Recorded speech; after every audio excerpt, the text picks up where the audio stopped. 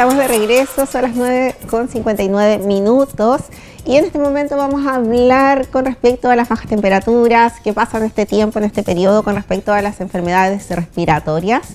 Y estamos en presencia de Macarena Martínez, ella es kinesióloga, a quien le doy la bienvenida y las gracias también por estar con nosotros esta mañana acá en el matinal. Muy bienvenida, Macarena, gracias por venir a conversar con nosotros de este tema también tan importante, sobre todo para este periodo donde han habido temperaturas bastante extremas, mucho frío también, y queremos entender también un poquito o saber efectivamente qué poder hacer a modo de prevenir también las enfermedades. Claro, como tú dices, las bajas temperaturas es un foco, más que un foco, son causas, ¿no es cierto?, en donde podemos tener diferentes tipos de reacciones ya para provocar algún eventual cuadro respiratorio. Ya generalmente lo principal para un cuadro respiratorio son los virus. Ya lamentablemente vivimos en sociedad y siempre vamos a estar rodeados de estos virus, por más que tratemos de evadirlos, ¿no es cierto?, o tratar de cuidarse, siempre van a estar presentes. Por ende, en algún momento de nuestras vidas, sí o sí vamos a estar sometidos a un cuadro viral, ¿ya?, o bacteriano. Dentro de, como tú dices, estamos en invierno, ¿no es cierto? Hay mayor acumulación de gente por un tema de frío, ¿no es cierto? Que uno tiende a no abrir ventanas, ¿no es cierto? Claro, no en los colegios, la aglomeración de niños, en las oficinas. Por ende, esto aumenta el riesgo de contagio, ¿ya? También existen medidas para poder evitar este tipo de contagio, ¿ya? Para poder generar algún cuadro respiratorio. Ya para esto tenemos diferentes tipos, como por ejemplo la prevención. Estuvimos en época de pandemia, por ende lo que nos dejó como enseñanza el uso de mascarillas, ¿no es cierto? Por ende es uno de los de una de las maneras más efectivas para poder prevenir, ¿no es cierto?, el contagio de enfermedades respiratorias. Ya el lavado frecuente de manos, que también lo hicimos fue algo que nos dejó muy insertados en la pandemia. Lo otro es la ventilación de los ambientes. ¿Ya? Yo sé que hace frío, ¿no es cierto?, pero tratar de ventilar en el ambiente en donde uno se encuentra también es muy necesario. ¿Ya?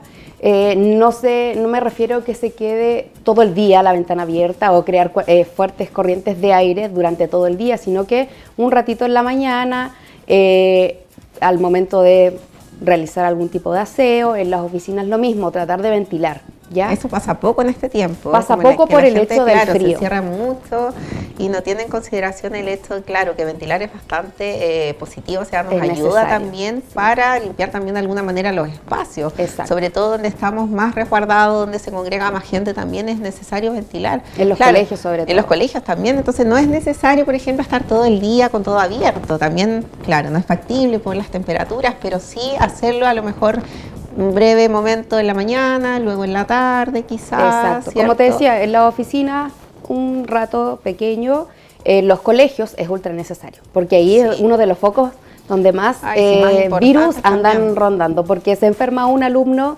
en clases y si no hay ventilación contagia a todos. Entonces, lo bueno es que en los colegios, como tienen estos periodos de recreo, ahí podrían eventualmente utilizar también este tiempo, claro, para la ventilación. Prevención también, en caso de estornudar o toser, ocupar el antebrazo, ¿ya? Para no transmitirlo en el caso de que uno se tape con las manos, ¿no es cierto? Por eso también el lavado frecuente, como te decía. Y más que nada eso, evitar aglomeraciones o agentes contaminantes, ¿ya? Que también pueden irritar vías aéreas, ¿ya? Como te decía, vamos a estar inmersos siempre a los virus circundantes.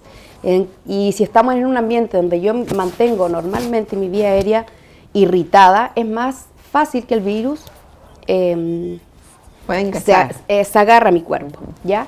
Entonces es importante la ventilación, las calderas o combustiones, ¿ya? El ambiente donde haya humo de cigarrillo, ¿ya? Entonces, esos también son cosas que uno puede evitar, valga la redundancia, para no tener un cuadro respiratorio, ¿ya? También es súper importante que al momento de presentar signos o síntomas de un cuadro respiratorio, estar alerta, ¿ya? Generalmente cada persona los va a sentir de diferente manera, ¿ya? Pero normalmente los bebés o los lactantes que no tienen cómo comunicarse tienen ciertos signos o ciertos síntomas en donde uno puede inferir de que algo está mal, como por ejemplo la inapetencia, ¿ya? Cuando andan más lloroncitos de lo normal, si hay algún aumento de temperatura o cambio variable de la temperatura, y cuando hay dificultad respiratoria, cuando se le hunden las costillas, uno ve que empiezan como a respirar más rápido de lo normal. Normalmente ellos respiran rápido, pero acá es un poco más agitado, se hunden las costillas, incluso la musculatura del cuello se tiende a notar mucho, ¿ya? Claro, es súper complejo, sobre todo en esa edad, ¿cierto? Donde, claro, los niños no pueden manifestar dolencias o cualquier síntoma o molestia. Exacto. Entonces, uno no sabe qué claro, está no pasando. sabe efectivamente qué pasa, en qué momento lo llevo, no lo llevo, espero, esto es normal, no es normal. Exacto. Entonces, por eso conocer como estos signos como básicos, a lo mejor que puedan indicar que algo más está pasando. Que algo está pasando. Claro, y no esperar a lo mejor a un caso extremo para recién llevarlo a lo mejor. Que puede ser más complicado. Claro, que puede ser más complicado. Exacto. Entonces la dificultad respiratoria, que en el caso de que se hundan las costillas, ¿ya? Si se ponen los labios morados, eso quiere decir que nos está faltando oxígeno, por ende hay que llevar sí o sí a un servicio de urgencia lo más rápido posible, ¿ya? El aumento de temperatura, la inapetencia. Si alguien no quiere, si es un bebé no quiere tomar leche, es súper importante, ¿ya? Porque con aumento de temperatura el cuerpo tiende a deshidratarse. Entonces también es importante que dentro de los cuidados, cuando yo estoy en un cuadro respiratorio, es la hidratación. Perfecto. Eso es como lo básico. Lo básico, la hidratación, Perfecto. ¿ya? Y obviamente dentro de la prevención, volviendo al tema preventivo, mantener una vida sana, más activa, ¿no es cierto? Para que tu cuerpo también cree estas vitaminas o defensas que podrían sobrellevar de mejor manera un cuadro respiratorio. Claro, porque muchas veces intentamos saber cómo a lo mejor apaciguar ciertos síntomas, cómo sobrellevar ya estas enfermedades respiratorias, pero ¿qué hacemos previo también? O sea, también hay que prepararse o no prepararse específicamente, sino que tratar de llevar también una vida un poco más saludable, Claro, más activa, para que no te alimentarse afecte, mejor exacto, también, para que una nuestras buena defensas alimentación. también estén de mejor manera, o sea, Exacto. estemos más preparados siempre, o sea, no puntualmente para ciertos casos en específico o estar viendo qué hacer en el momento de que ya estoy con alguna enfermedad respiratoria, un cuadro respiratorio, sino que también esos hábitos saludables que yo creo que es lo más importante, de empezar como a generarlos, de cambiar también ese tema como cultural que tenemos, de siempre estar como reactivos o hacemos cosas cuando ya nos vemos como envueltos en ciertas situaciones Exacto, cuando ya es tarde. complejas, claro. Entonces, súper importante, ¿ya? No quiere decir que no se vayan a enfermar porque sí lo van a hacer. Claro, de igual forma. Pero puede ser de mejor, se puede sobrellevar de mejor manera el cuadro respiratorio, ¿ya? Como kinesióloga, por ejemplo, ¿qué te toca ver en demasía? ¿Qué tipo de cuadros, por ejemplo, son los que más tienes que abordar en este periodo? La normalidad o lo que en la mayoría en este caso hay son las bronquitis agudas, ¿ya? O crónicas, cuando te dan ciertos cuadros de bronquitis, más de 3 en el año o 4 en el año ya pasa a ser crónico, ¿ya? O los niños más chicos el síndrome bronquial obstructivo crónico también, rinofaringitis, ¿ya? El rol del kinesiólogo en sí, neumonía también, perdón, que es un cuadro bastante fuerte, importante, ¿ya? Que en algunos casos requiere hospitalización, ¿ya? El rol del kine en general no es hacer una terapia médica, ¿ya? Para eso está el médico general o broncopulmonar, etcétera, que él receta medicamentos, ¿no es cierto? Y él es el que da la indicación de kine respiratoria. ¿Qué hacemos nosotros? Lo que tratamos de hacer es que mediante diferentes cambios de presiones yo pueda jugar con el flujo de aire que entra y sale de los pulmones, ¿ya? Para así soltar las secreciones que se pegan dentro del pulmón. Los bebés y los adultos mayores a veces no tienen la fuerza necesaria para poder realizarlo, entonces nosotros ayudamos a que esta tos sea mucho más efectiva y puedan ser expectoradas, ¿no es cierto?, o vomitadas en el caso de los bebés. Entonces ayudamos a despejar la vía aérea. ¿En qué casos, por ejemplo, se requiere esto? Esto lo va a indicar el médico. Es por ¿sí? indicación médica. Porque a veces, claro, en casa uno no sabe y uno siente que el niño a lo mejor tiene, claro, mucha congestión, como que tiene mucha flema y claro, y uno dice, no, hay que llevarlo al kinesiólogo, por ejemplo. Entonces, esto no es ir directamente, sino que hay que pasar por un médico, por ejemplo, broncopulmonar, el pediatra también que lo pueda derivar, a lo mejor lo pueda indicar, pero está esto previo. Sí, tiene que ser con orden médica, ya lo mismo que el tratamiento médico. Uno no puede llegar y automedicar al hijo o a la persona que está enferma porque no, como te decía, todos somos distintos, algunos tienen alergia a ciertos medicamentos, algunos no sirven, entonces siempre hay que tener la visita médica, que el médico haga un tratamiento de base y en base a eso el médico genera esta interconsulta kinésica. En caso de que las personas, por ejemplo, ya sean derivadas al kinesiólogo, que necesiten esta terapia, ¿cierto? Y no se realice, ¿qué pasa, por ejemplo? ¿Cuál es la consecuencia de que el niño, el adulto, por ejemplo, adulto mayor también no requiera, ¿cierto? O no vaya a hacer estas sesiones con el kinesiólogo. Ya. Lo más común que pase es que ese cuadro pueda evolucionar a un cuadro más complicado. ¿Por qué? Porque si yo no elimino estas secreciones de mi cuerpo, se empiezan a encapsular y empiezan a crear bacterias. Y esas bacterias empiezan a generar cuadros más complicados como la neumonía, por ejemplo. Puedo pasar de un resfrío común o una bronquitis a una neumonía. Y ahí, como te decía, es un cuadro más complicado que normalmente o en ocasiones habituales requiere de hospitalización. Entonces lo que nosotros evitamos es que llegue a eso. Evitar que maduren, por así decir, las secreciones dentro del pulmón. Entonces hay que actuar de manera conjunta con el tratamiento médico. Normalmente indican inhaladores ya para poder ayudar también a que no colapse la vía aérea, más la quine respiratoria es una de las herramientas más efectivas para terminar mayormente el cuadro respiratorio. ¿Esto provoca dolor, por ejemplo? Mira, te voy a decir la verdad, muchos papás o los familiares de los pacientes se asustan, que piensan que uno le está haciendo daño. La verdad es que no. Yo siempre trato por eso a lo mejor muchos se abstienen también, entonces es bastante peligroso el hecho de, claro, a lo mejor por un mito que uno tiene o no sabe mucho al respecto, exacto, pero no ve el beneficio también que esto conlleva. Sí, yo generalmente lo que hago es explicar el procedimiento antes de.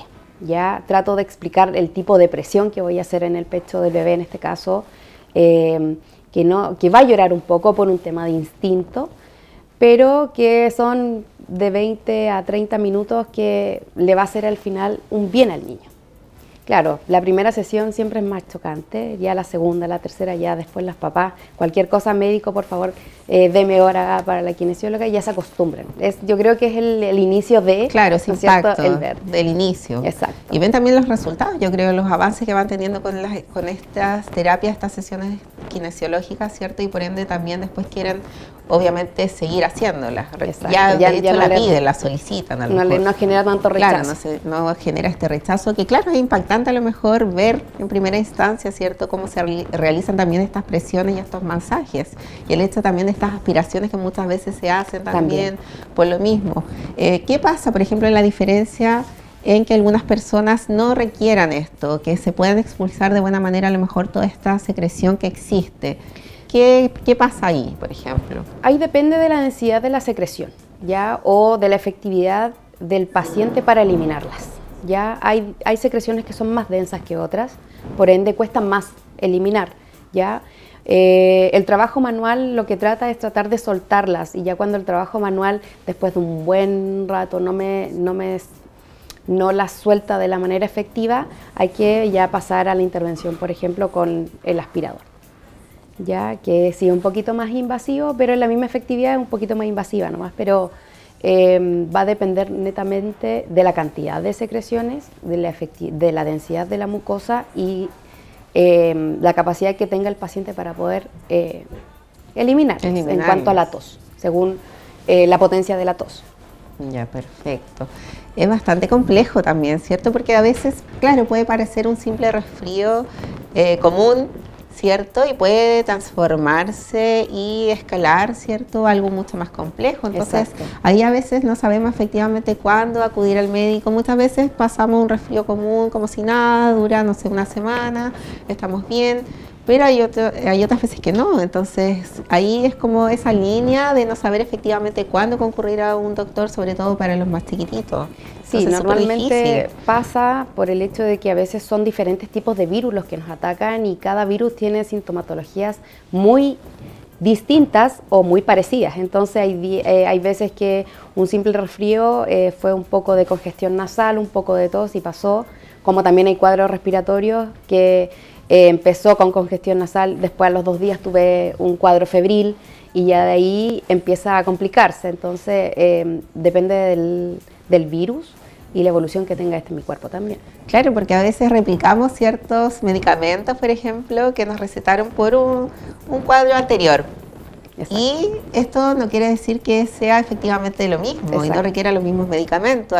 Al contrario, puede empeorar, agravar también el cuadro. Por eso es importante la visita médica y no automedicar.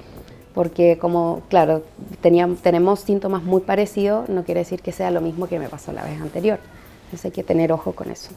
¿Qué nos puedes dar como recomendación para recordar también a la gente, ¿cierto? Para tener siempre en noción durante este tiempo y siempre en realidad, yo creo, no solamente en este periodo de bajas temperaturas, del otoño, del invierno, sino que a considerar siempre durante todo el año. Bueno, importante como te mencionaba al principio es buena hidratación, mantener una vida activa y saludable, ¿no es cierto? Tener una buena alimentación y en el caso de estar en espacios cerrados, ¿no es cierto? Hacer las medidas preventivas, como te decía, del toser con el antebrazo, taparse la boca y nariz con el antebrazo en el caso de toser o estornudar, hacer un lavado frecuente de manos, ventilar la zona donde uno se encuentra, ¿no es cierto?